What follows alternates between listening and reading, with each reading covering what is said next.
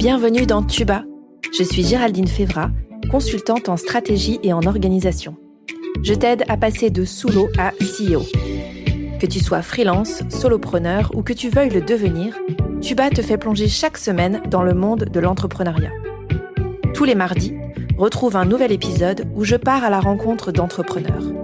Ici, tu trouveras des idées, des conseils, des outils pour ton business, pour t'aider à entreprendre de manière libre et pragmatique.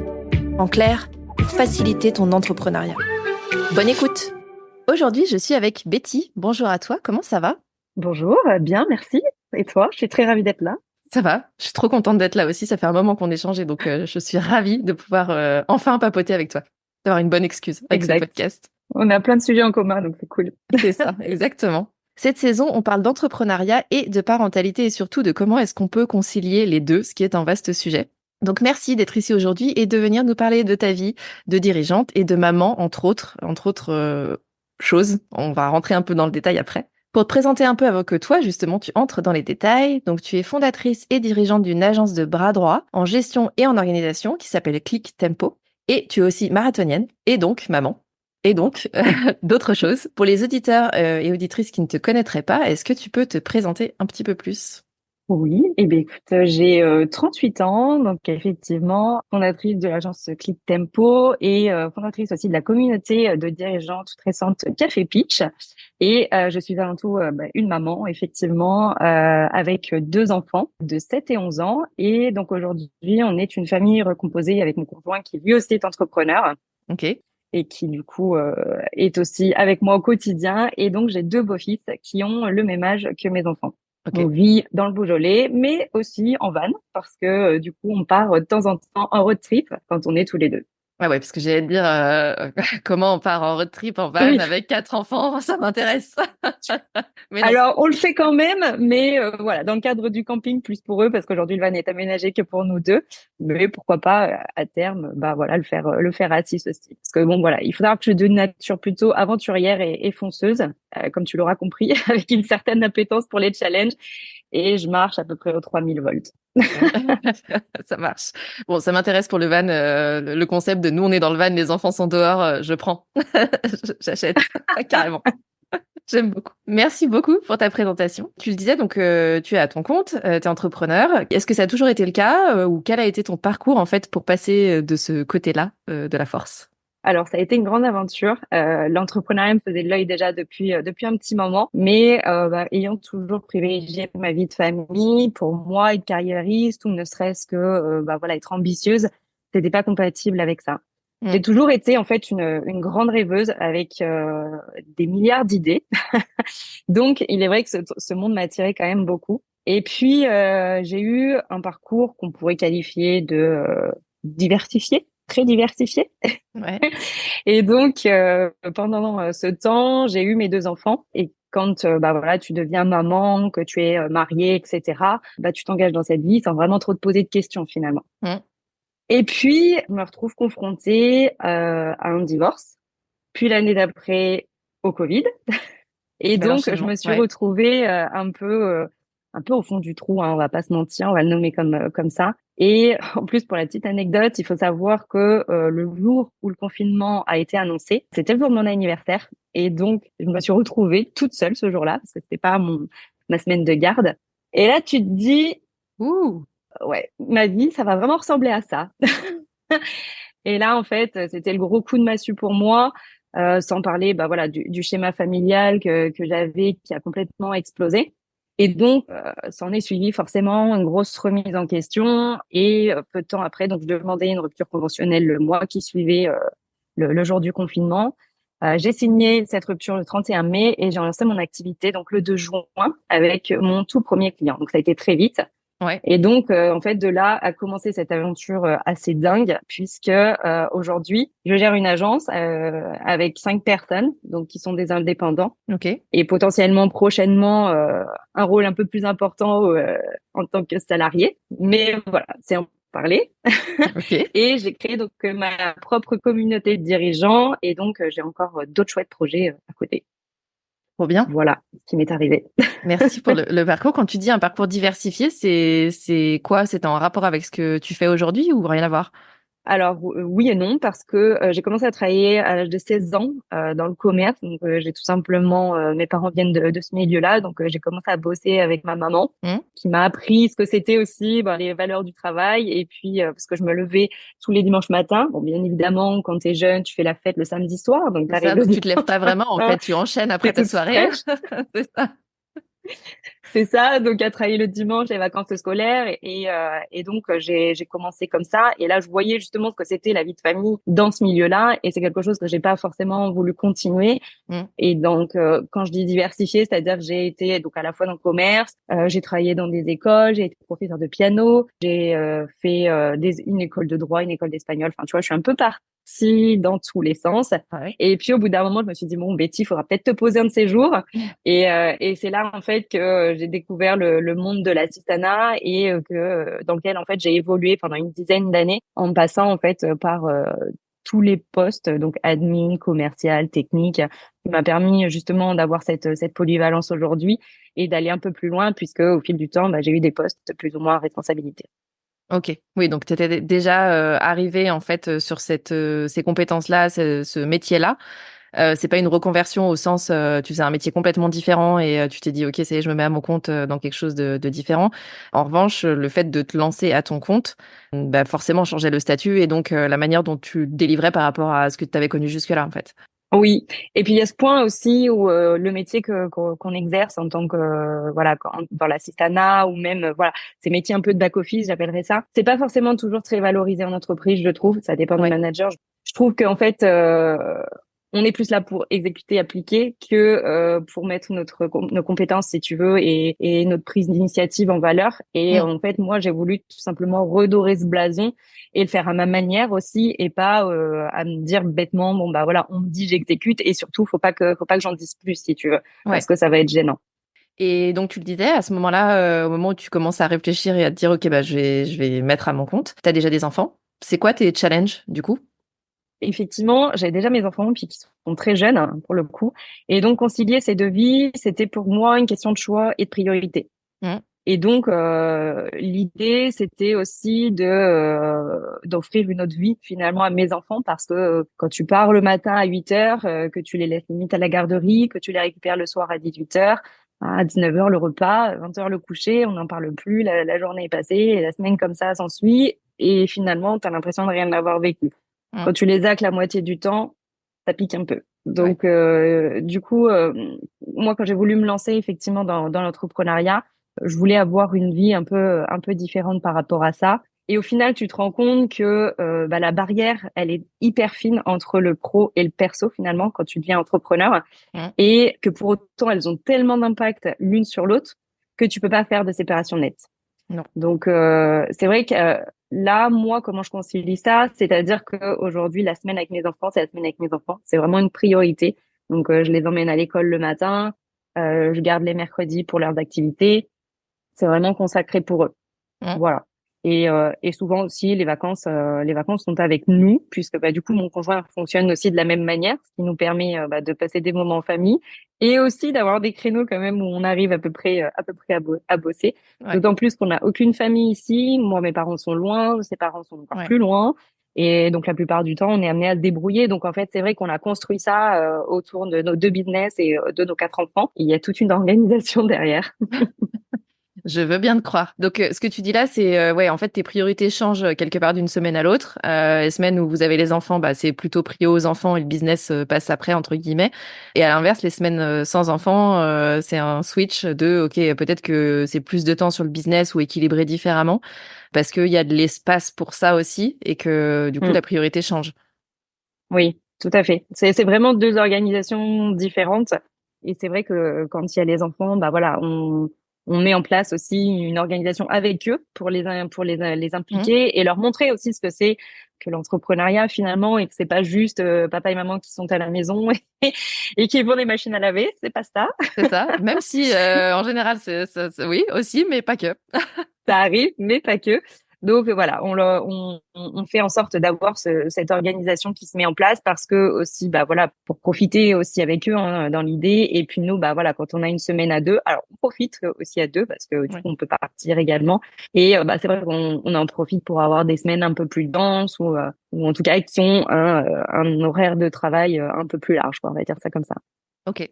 Je reviens un tout petit peu en arrière. Au moment où tu te lances, tu le disais, notamment le jour de ton anniversaire, tu es seule. Et du coup, là, tu nous parlais de ton organisation, enfin de votre organisation aujourd'hui à 2 entrepreneurs et 4 enfants. Mais au moment où tu étais seule, est-ce que tu as eu des challenges particuliers et surtout des solutions, entre guillemets, pour les relever et pour dire, OK, ben là, je bute sur peut-être l'organisation ou sur tel ou tel sujet. Et comment tu as réussi à passer par-dessus?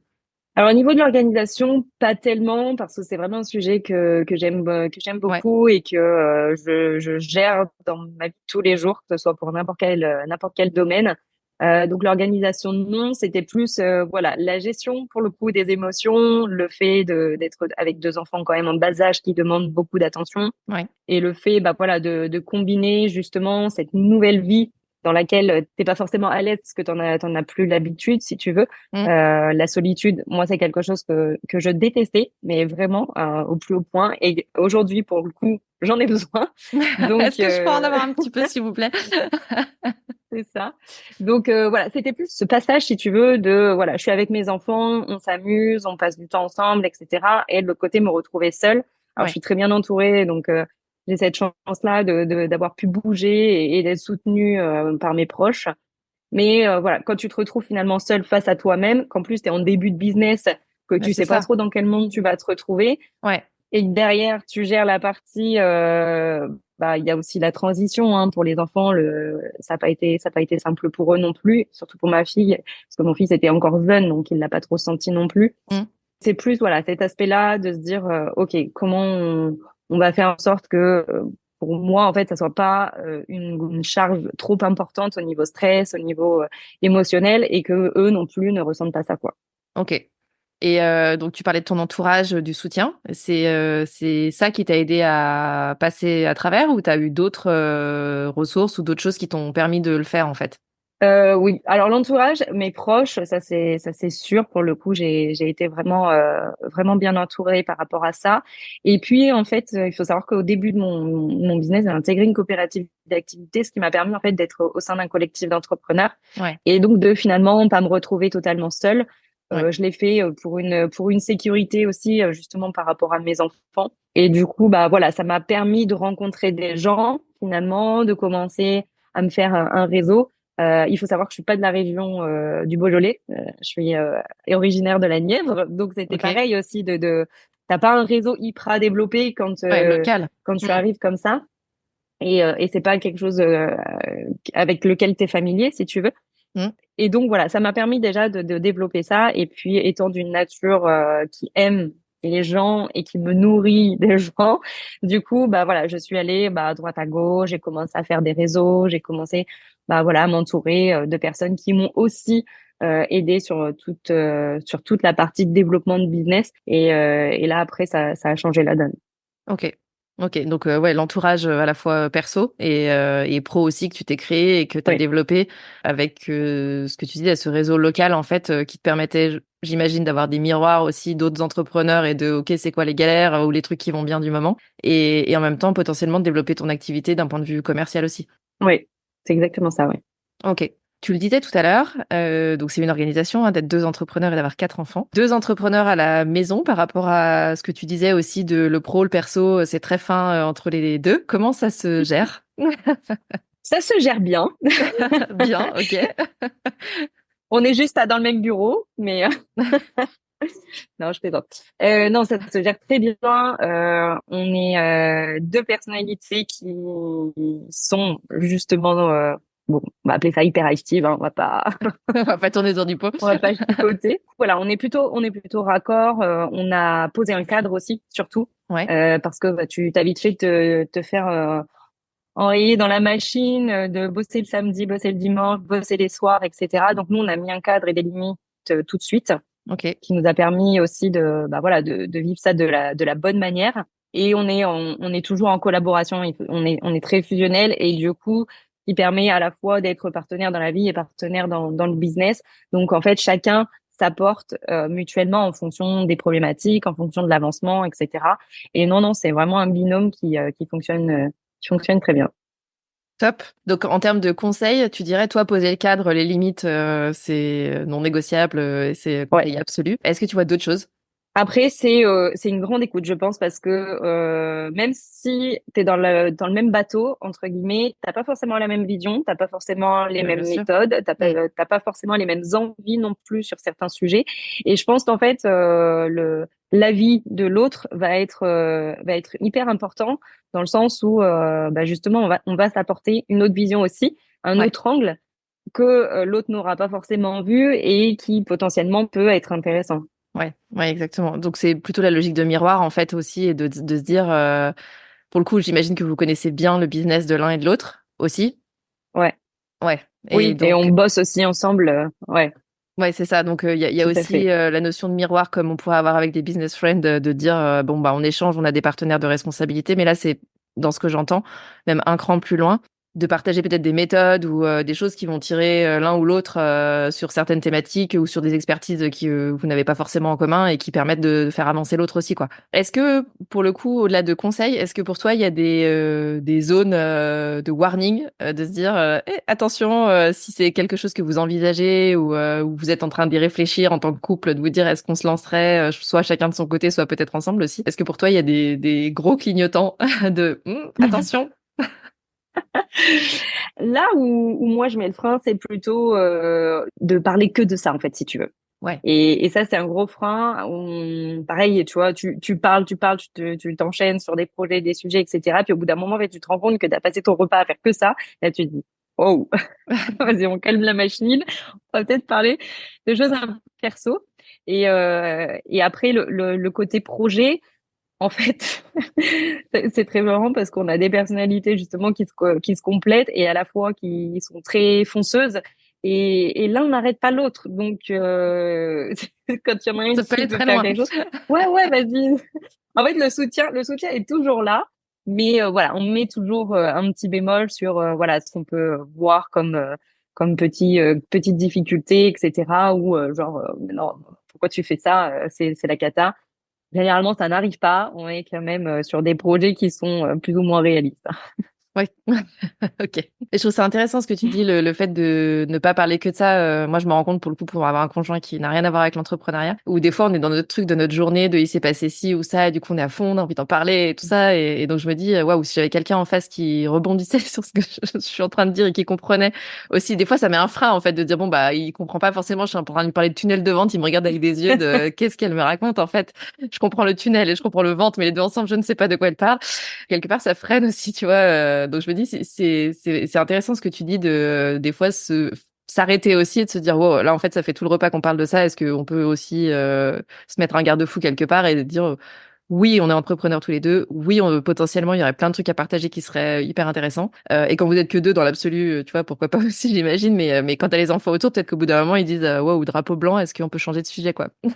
Ouais. Alors c'est vrai que ça arrive moins souvent avec les enfants parce que justement on leur laisse prendre la place Ouais. quand on est en famille. Et c'est vrai que du coup quand on est tous les deux, c'est plus là où la limite se fait. Et c'est intéressant aussi de ton côté parce que il y a vraiment un équilibre en fait à trouver qu'on soit deux entrepreneurs ou qu'on soit entrepreneur salarié parce que enfin, comme tu dis voilà il comprend pas forcément et c'est pas du tout le même monde. Mm. Et c'est vraiment un équilibre à trouver à deux avec une bonne communication, une bonne écoute. Et c'est le chemin en fait de toujours se dire bah ouais, on est sur la même voie, même si on n'utilise pas forcément la même façon de faire. Mm. Mais voilà, on se suit, on se soutient et surtout on borde parce que sinon après des fois ça peut partir un peu en n'importe quoi. Mais souvent voilà, ça reste dans le cadre. C'est bon. On a parlé du coup de temps business, de temps familial, de temps à deux. Au milieu de tout ça, t'arrives à trouver du temps pour toi? Bien sûr, sinon je le prônerais pas pour mes clients, voyons. Oui, oui, ben, comme tu le disais tout à l'heure, voilà, le sport tient une place quand même dans mon planning et je fais de la musique aussi et je suis une personne bah, très curieuse de ce fait. J'aime beaucoup découvrir plein de choses, Mm. donc je lis. Je fais plein de petits projets divers et variés. Et du coup, moi, je dédie en fait des temps dans mon planning pour ça. Et aussi parce que de par ma personnalité très dynamique, j'ai besoin de ces temps-là pour justement essayer de d'éteindre le feu au cerveau Ouais. et de pouvoir me poser un peu. Ok. Et t'as toujours réussi à trouver de la place pour ça? C'est-à-dire que pour toi, c'est inné, en fait, de dire, oui, dans mon organisation, je dois avoir cette place-là, donc c'est un truc que t'as toujours eu, ou t'as eu un cheminement par rapport à ça pour savoir comment déjà tu fonctionnais, et ensuite, enfin, quels étaient tes propres besoins? Ouais. En fait, avant que je sois entrepreneur, je j'avais pas trop cette notion-là parce que métro boulot dodo, voilà, tu y vas, tu réfléchis pas trop et tu mènes ta vie comme ça. Mm. Depuis que je suis entrepreneur, voilà, la gestion vraiment du temps et de sa petite personne, je l'ai revue et je sais que c'est hyper essentiel. J'ai fait un gros travail sur moi de par ce qui s'est passé aussi. Donc l'état d'esprit, on l'a bien travaillé. Ouais. On continue de le travailler d'ailleurs. Et par contre, alors je vais pas, on va pas se voiler la face non plus et vivre dans l'illusion. J'ai des périodes qui sont hyper denses et tu vois, il va m'arriver par exemple de passer deux, trois jours où bah je vois pas le temps passer, où j'ai à peine le temps de faire une pause et de boire un coup.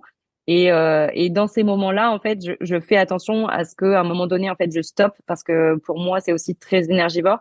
Alors c'est Mm. paradoxal parce que j'adore rencontrer, j'adore le relationnel et j'adore bouger si tu veux, Mm. mais ça me prend de l'énergie quand même et donc à un moment donné, il faut que j'arrive à trouver ce créneau où je vais me poser. Donc c'est par exemple, tu vois, de dire bah OK, là je sais que pendant une semaine ça va être le rush. Bah par contre le dimanche, je vais vraiment rien faire quoi. Ouais. T'as la récompense du dimanche de, ok, c'est le rush, mais je sais qu'au Ouais. bout, il y a un truc et que du coup, je vais rééquilibrer un moment, quoi. Oui, et encore, c'est assez difficile pour moi. Ne rien faire, c'est quelque chose sur lequel je travaille aussi parce que voilà, j'ai toujours besoin de bouger en fait. Ouais. C'est plus fort que moi. Mais pour moi, tu as dit des trucs hyper importants. C'est à la fois le fait de d'avoir travaillé sur toi et donc de mieux connaître aussi ton mode de fonctionnement, de dire que oui, tu as besoin d'être alimenté aussi et pas que par de la nourriture. Tu le disais en lisant des livres, etc. Donc, tu as besoin d'être sollicité aussi et en même temps d'écouter tes besoins et de dire bah peut-être que là, c'est un peu temporaire pendant quelques jours. En effet, c'est un rush, mais ensuite ça va se calmer, etc.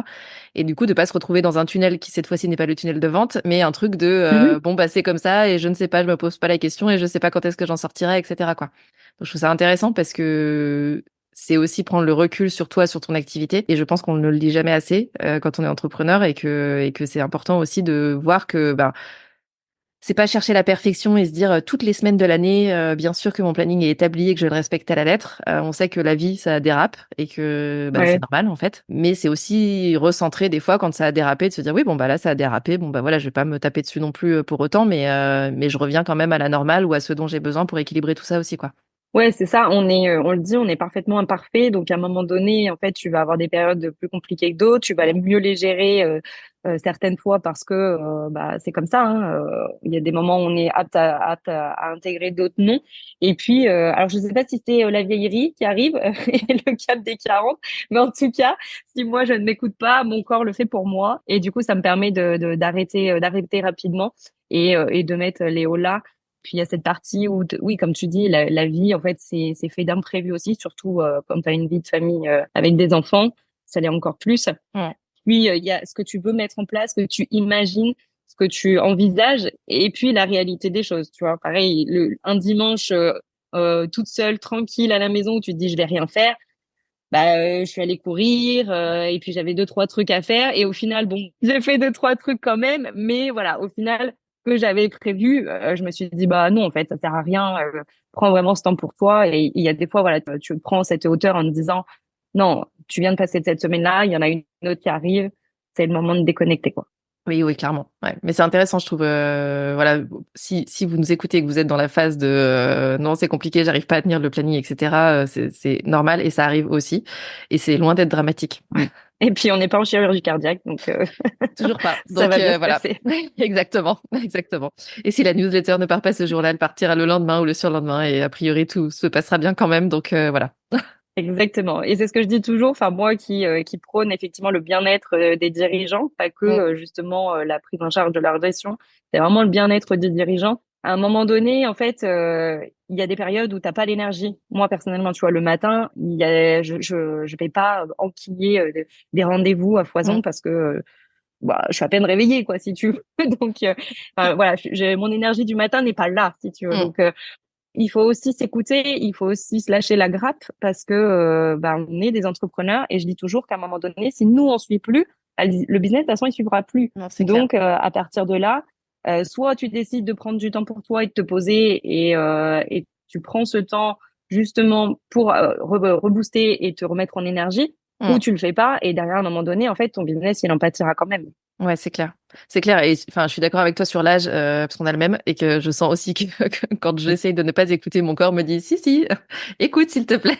On est en train de te dire que ça ne va pas passer. Et le s'écouter, enfin, à un moment, c'est juste, nécessaire. C'est-à-dire que je pense que ça peut fonctionner peut-être une toute petite période de ne pas le faire, mais quand ça revient, de toute façon, on se le prend de manière encore plus frontale et d'autant plus dans l'entrepreneuriat, je trouve, par rapport au salariat où c'était, en tout cas de la manière dont moi je l'ai vécu, plus ponctuel ou moins fort, mais je trouve que c'est très décuplé dans l'entrepreneuriat et que le retour de bâton est d'autant plus violent, entre guillemets. Quand ça passe vraiment pas en fait. Ouais, mais c'est complètement ça. Et moi, je pense que effectivement, dans l'entrepreneuriat, tout est décuplé fois 10. Et au-delà de s'écouter, en fait, je pense que c'est aujourd'hui essentiel en tant qu'entrepreneur de se connaître, mais vraiment très, très bien. Mm. Parce que c'est comme ça que tu avances mieux, que tu avances plus vite et surtout, en fait, que tu prends les meilleures décisions. Parce que quand tu sais que bah, le mardi, je sais pas, tes émotions sont complètement en vrac et que t'es complètement voilà à la ramasse, bah tu sais que ce jour-là en fait il faut pas prendre de décision. Donc si tu t'écoutes pas et si tu te connais pas et que tu dis ouais vas-y c'est bon j'y vais de toute façon c'est une journée comme une autre, non ça risque de pas passer de la même façon. C'est ça, c'est ça. Voir, tu vas passer 3 heures à faire un truc alors que d'habitude ça t'aurait pris 20 minutes. C'est Donc en ça. termes de frustration, de culpabilité, on est au max de ce qu'on peut atteindre, ce qui n'a absolument aucun intérêt. Donc je suis complètement d'accord avec toi sur la connaissance de soi et merci parce que tu réponds à des questions avant que je les ai posées, donc c'est magique. Du coup, en termes de ressources, par rapport à la connaissance de soi, comment toi t'as avancé là-dessus? En termes de ressources, alors moi je fais pas mal de coaching. Ouais. Je me fais accompagner par des mentors sur des sujets divers et variés dont j'ai besoin en fait à l'instant T. Donc sur cette partie-là et sur la partie mindset, j'ai vraiment fait un gros travail à la fois à la suite de mon divorce et à la fois aujourd'hui en tant qu'entrepreneur avec les problématiques de dirigeante, avec les problématiques aujourd'hui d'équipe, Mm. chose que je connaissais pas forcément avant. Et j'ai vraiment un travail là-dessus. Après, je m'enrichis, ce que je te disais, je m'enrichis des autres. Je suis inspirée par tu vois, toutes les personnes qui vont pouvoir parler de certains sujets. Et donc, podcast, lecture, tout ça, c'est des choses qui font partie de mon quotidien, en fait. Ok. Ouais, donc c'est varié en fait. Tes sources d'inspiration et de réflexion sont variées et te permettent d'avancer aussi. Quand tu parlais de mentors, comment est-ce que tu trouves tes mentors? Parce que c'est des questions qu'on me pose souvent. De dire j'aimerais bien avoir un mentor, mais où est-ce que je le trouve? Donc je te pose la question. Et ben, c'est une bonne question, ça, ma foi. En fait, comment tu les trouves? Je pense que c'est en fait, moi, j'ai une hypersensibilité et une intuition qui sont assez développées, on va dire Mm. ça comme ça. Et quand, si tu veux, j'ai des problématiques à un instant T, il y a des choses que je vais regarder en fait sur les réseaux, que je vais regarder un peu à droite à gauche, et il y a des choses qui vont venir en fait m'interpeller. Mm. Et c'est à partir de là que je vais trouver la bonne personne, si tu veux, partie en fait d'un sujet complètement anodin ou d'une conversation qui pour le coup n'a pas forcément lieu avec ce que j'ai en ce moment. Ouais. Mais voilà, il y a quelque chose qui va faire tilt dans ma tête et qui va me dire tiens lui ou elle ouais ça me paraît pas mal et je Mm. le suis et je regarde et je m'informe et voilà et du coup c'est comme ça aussi que ça se fait. Je marche beaucoup au bouche à oreille et à la recommandation Ouais, la aussi reco parce aussi. que je trouve Ok. que c'est Ouais. ultra puissant. Mm. Et moi, ça me permet aussi de pouvoir m'appuyer sur des gens qui ont déjà vécu l'expérience. Et aujourd'hui, si tu veux, je le fais aussi moi de mon côté, c'est-à-dire que pour pouvoir proposer des gens, je vais les tester entre guillemets moi Ouais. d'abord pour pouvoir dire, vas-y, fonce, il y a pas de souci, tu vas pouvoir faire quelque chose de bien avec lui ou elle. Ok. Des mentors donc à recommander, là comme ça? Alors, des mentors, oui. Bah, les deux derniers, si tu veux. Alors, c'est mon Allez, coach sportif, Florian Audwhiter, et mon coach mindset qui est Romain Drouet et qui m'a beaucoup aidé aujourd'hui. Enfin, tous les deux d'ailleurs m'ont beaucoup aidé dans la préparation du marathon notamment, et aussi sur la partie dirigeant, puisque même mon coach sportif travaille sur le côté accompagnement du dirigeant dans le quotidien. ok. Et ça, c'est vraiment un... Enfin, moi, je le conseille, tu vois, aujourd'hui, d'avoir ce type de mentor. C'est pas forcément finalement que dans le pro, tu vois, sur de la strat commerciale, sur du marketing, sur ce genre de Ouais. choses. Donc, en fait, il y a tout un environnement à développer. Et ça fait partie aussi de ton équilibre, en fait, quotidien, que ce soit la nutrition, que ce soit le sport, que ce soit l'état d'esprit, que ce soit Clairement. aussi ta façon de gérer ton sommeil, tes émotions. Et ça, c'est ultra important. Et je pense que voilà, c'est quelque chose qu'il faut faire au quotidien et dans la durée parce que on traverse en fait toujours différentes phases. Tu vois, tu évolues au fil du temps et t'as pas forcément Ouais. les mêmes problématiques et tu les ressens pas de la même façon. Et ça, pour moi, d'être aussi bien accompagné, ça m'aide vraiment beaucoup au quotidien. Top. Et j'aime beaucoup cette idée de, enfin, t'as dit coach sportif et coach mindset et ce mix en fait. Et ça rejoint ce que tu disais quasiment au tout début, en disant la partie pro perso finalement c'est très fin entre les deux et dans ce que tu viens de dire dans l'accompagnement que tu choisis aussi d'avoir, c'est un accompagnement global. C'est ce que tu dis. C'est pas que une problématique business ou une problématique de je veux faire un marathon. C'est le mélange de tout ça qui fait que sans doute ça te fait avancer et que peut-être des fois tu prépares des choses d'un point de vue sportif pour le marathon ça te fait avancer côté business et inversement. Ça va au-delà de ça, si tu veux, pour parler de l'accompagnement sportif qui a été hyper important, c'est que il m'a appris aussi, si tu veux, à savoir gérer un marathon dans un marathon. Ouais. Et ça, franchement, c'est pas toujours simple. Et moi, voilà, qui suis plutôt fonceuse et qui adore développer des projets, là, il a fallu que je me consacre aussi à mon marathon parce que c'était une préparation qui était, il faut savoir que j'ai couru un 10 km max avant de m'engager dans ce projet. Et ça a Ça. été vraiment une préparation très disciplinée, très rigoureuse. Et quand tu arrives à 4 séances par semaine et chaque séance fait 2 heures, dans le planning, à un moment donné, il faut qu'il y ait de la place. Ouais. Donc, même si voilà, l'organisation et la gestion quotidienne, c'est mon domaine, c'est mon métier, bah, à un moment donné, en fait, il faut savoir aussi combiner les deux et avoir ce point de vue extérieur en disant, OK, là, en fait, voilà pourquoi tu réagis comme ça, voilà pourquoi ça va pas. Et cette partie-là, elle était très efficace pour moi. Et c'est comme tu dis, un accompagnement global, même sur la nutrition, en fait. J'ai Ouais. appris à remanger correctement pour gagner en énergie pour Mm. pas avoir ces coups de barre, pour pas flancher en fin de journée. Et vraiment, c'est des points essentiels. Super intéressant. Merci beaucoup. Quand tu parlais d'organisation et de gestion, alors ça a l'air très naturel chez toi, mais pour des gens pour qui ça serait moins naturel, c'est quoi les tips absolus de comment est-ce qu'on fait passer tout ça? Alors, j'ai envie de te dire, il n'y a pas de tips et il n'y a pas de méthode phare. Mm. Je pense que, comme on disait tout à l'heure, c'est vraiment une écoute de soi et une connaissance de soi qui va faire que, justement, tu es productif, que tu es efficace et surtout que tu arrives à gérer des tas de choses en même temps. Mm. Donc, c'est aussi le pouvoir du focus, moi j'appelle ça. Donc, c'est-à-dire qu'à un moment donné, tu peux être multi-projet, mais le multitâche, il y a un moment donné, ça va coincer dans tous les Ouais. cas. Ça, c'est Donc, limite. si tu te concentres pas sur une chose, bah voilà, et tu vas en faire plusieurs, mais elles seront pas aussi bien faites que si tu n'en avais fait qu'une, quoi. Mm. Donc il y a pas de méthode magique et ça je le dis toujours aussi quand j'accompagne mes dirigeants, c'est que voilà, on va s'adapter à l'environnement, on va s'adapter à l'énergie, on va s'adapter au contexte familial parce que quelqu'un qui est solo, ouais, bah forcément il va développer son business ultra rapidement. Quelqu'un qui Mm. est comme moi, qui a 4 enfants à la maison et qui a une vie Bien rempli. bien développée sur du projet perso et pro à la fois. Et ben, à un moment donné, voilà, il faut savoir combiner, il faut savoir aussi mettre les priorités au bon endroit. Mm. Et comme ça, bah, tu vois, tu crées tes journées type.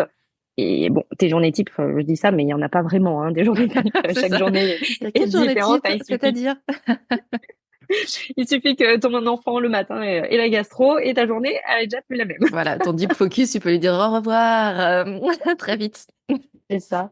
Et je pense que voilà, c'est ça aussi, tu vois, c'est une adaptation, une flexibilité et on a cette chance de pouvoir et cette liberté de pouvoir faire un peu comme on Mm. a envie. Et comme je le répète, voilà, on n'est pas, alors on transforme la vie de certaines personnes, oui, à notre niveau, mais c'est pas vital dans la mesure où si, comme tu disais, on reporte au lendemain, ben voilà, on va pouvoir gérer le truc sans problème. Pour moi, c'est de la relation aussi, si tu veux, Mm. entre tous, quoi, entre toi et tes enfants, toi et ton mari, toi et tes clients, tes partenaires, etc. Mm. Et c'est vraiment en fait des choses qui vont être importantes dans ton quotidien, c'est de toujours, je prône toujours en fait la transparence et l'honnêteté, de dire bah voilà, aujourd'hui je suis dans le trou, je pourrais rien pour Ouais, toi. on verra Et par demain. contre, voilà, demain, on met la machine en route. Voilà. Mais bon, après, voilà, j'ai la chance aussi d'avoir une équipe derrière moi et c'est aussi pour ça que je l'ai fait, c'est-à-dire qu'on n'est pas invincible, on n'est pas infaillible et que, bah, à un moment donné, si nous on est malade ou notre enfant ou quoi que ce soit et que l'organisation est mise à mal, bah voilà, j'ai cette solution de backup qui est là et qui Mm. du coup nous permet d'avoir un accompagnement aux petits oignons, comme je dis. Trop bien. J'ai une dernière question avant de clôturer. Par rapport aux enfants, donc ils sont pas, c'est pas des ados avancés, mais ils doivent quand même comprendre la logique de l'entrepreneuriat, etc. C'est quoi leur perception, eux, de vos métiers, en fait? À part être à la maison et faire des lessives, on s'entend. Alors, ouais, c'est marrant comme vision parce que du coup, moi, l'entrepreneuriat, ma fille le voit comme quelque chose de difficile. Ok. C'est assez marrant. D'ailleurs, ça m'a fait beaucoup rire le podcast que tu as enregistré avec ton fils. J'ai trouvé ça très cool. Et Pour ça, maintenant, je pose la question de la perception parce qu'on se fait des idées, puis après, on les écoute et on est là. Ah ouais, non, pas du tout, en fait. Ok. donc non, ma fille a l'impression qu'effectivement l'entrepreneuriat c'est dur, mais quelque part elle a raison hein, finalement. Il y a une partie très cool et une partie qui est quand même un peu stressante. Mm. Et mon fils c'est bah écoute maman, tu vas pouvoir venir à la sortie scolaire. Hein. Oui. De toute façon, tu fais comme tu veux. Donc voilà. C'est ça aussi, tu vois, c'est le côté où voilà, eux, ils voient la liberté de pouvoir être là comme on a envie, Mm. etc. Mais après, ils se rendent bien compte parce que nous, on s'amuse justement avec mon conjoint à leur montrer un petit peu la valeur de la vie, la valeur des choses, etc. Mm. Et il y a des fois, en fait, on leur explique, notamment en les mettant dans des situations au niveau de l'argent. Mm. Là, tu vois, ce week-end, par exemple, on va leur laisser toute une journée où ils doivent gérer les repas du matin jusqu'au soir. On leur donne un budget et ils Ouais. doivent gérer les repas de la famille. Et en fait, là, il y a des moments, si tu veux, ils vont acheter des choses et puis ils vont dire, non, mais c'est super cher, en fait. Bienvenue. Oui. Et je dis, oui, exactement. Et je dis, bah voilà pourquoi on travaille. Ah ouais, d'accord. J'ai dit oui, là, tu as de la chance d'avoir des grands-parents, des arrière-grands-parents qui te donnent des petits billets quand c'est ton anniversaire. Ouais. Mais à un moment donné, ça s'arrête et C'est il faut ça. que, bah voilà, ton billet, tu le gagnes toi-même. Et quand tu le gagnes, eh ben, c'est effectivement en travaillant et c'est pas, voilà, en étant toujours libre de faire ce que tu veux. Il faut un minimum, quoi. J'aime beaucoup cette idée. Je pense que je vais reprendre cette idée. Mes enfants ont les mêmes âges que les tiens, donc je garde Ok. cette idée de budget. Merci. Mais c'est, non, mais c'est, en plus, c'est hyper cool et ils se rendent compte aujourd'hui de cette notion, en fait, que, bah oui, ça tombe pas du ciel, que c'est pas facile. Et pour eux, si tu veux, bah voilà, un billet, ça reste un billet, c'est Ouais. cher. On a fait ça, tu vois, pour partir au Futuroscope, par exemple, où ils avaient, bah pareil, une enveloppe. Et quand ils voyaient que ça descendait super vite avec les repas, ils se sont dit, ah non, mais en fait, on en avait trop et là, on en a presque plus. Ah oui, c'est ça. Et oui. Et du coup, comment on fait? Et ben du coup, il va falloir travailler pour remettre de l'argent dans la pochette. C'est ça. C'est ça. J'ai eu la discussion avec mon fils qui voulait des jeux de Switch et je lui ai dit, écoute, l'argent, ça n'arrive pas forcément comme ça tout seul d'un coup. Donc, en effet, tu as ton anniversaire et tout ça, mais si tu veux pouvoir le dépenser, il faut le faire rentrer à un moment. Donc, voilà. Donc, il s'est mis à vendre des trucs à droite à gauche et il s'est dit, oh punaise, mais lui, il faisait des trucs à la main, tu sais, avec des papiers colorés et tout ça, genre du muguet en papier qu'il vendait dans le parc en bas de chez nous. Hein. Et il m'a dit, ah, mais il faut que j'en vende vraiment beaucoup pour avoir un jeu. Oui, c'est ça, exactement. C'est bien, tu le mets dans l'âme d'un commercial déjà, il a déjà une Ouais, bonne casquette pour c'est ça. l'entrepreneuriat. Et mon mec me dit, non, mais ça y est, tu fais tes trucs d'entrepreneur, là. Tu lui, tu Excellent. lui mets des trucs dans la tête d'entrepreneur. Je dis, non, je fais des cours d'économie en version accélérée de, oui, c'est comme ça que ça fonctionne. Mm. C'est génial. J'adore. Toi qui nous écoutes, tu peux retrouver tous les liens pour joindre Betty sous la description de cet épisode. Si on a d'autres tips de cette académie pour les enfants de comment gérer l'argent, on n'hésitera pas aussi. Si tu as aimé l'épisode d'aujourd'hui et que tu penses que ça peut aider ou inspirer quelqu'un, Partage ça autour de toi, que ce soit en story, sur LinkedIn ou au prochain apéro avec tes voisins. Merci beaucoup, Betty, d'être venue me parler d'Antuba. J'ai hâte de suivre du coup vos parcours et de voir si les enfants en effet deviennent entrepreneurs ou pas, on ne sait pas. Sait-on jamais. C'était un plaisir de partager ce sujet pour lequel j'ai beaucoup d'affect. Merci à toi. Forcément. Merci beaucoup. Merci pour ton écoute. Tu as aimé cet épisode ? Si tu veux promouvoir Tuba, la meilleure façon de le faire, c'est de laisser un avis 5 étoiles sur ta plateforme d'écoute préférée. Tu peux t'abonner pour ne pas rater les prochains épisodes et partager celui-ci avec d'autres entrepreneurs à qui il pourrait être utile. Si tu veux me faire un retour direct, retrouve les liens pour me contacter en description de l'épisode. On se retrouve la semaine prochaine.